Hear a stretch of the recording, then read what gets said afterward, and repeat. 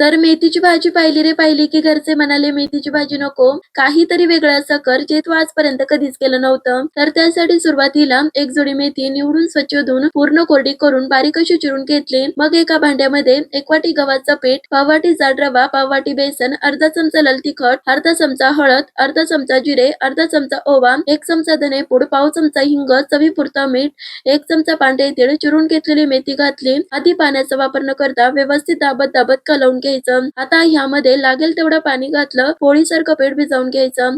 आता ह्यामध्ये अर्धा पळी तेल घालायचं, पुन्हा चांगलं पीठ मळून घ्यायचं. एकदा का पीठ मळून झाल्यावरती भिजवत वगैरे न ठेवता तुम्हाला जेवढी मोठी किंवा छोटी पुरी करायची तेवढी तेल लावून मध्यम जाडीची पुरी आपल्याला लाटून घ्यायची. पुरी लाटून झाल्यावरती चांगल्या गरम तेलामध्ये तळून घेतले.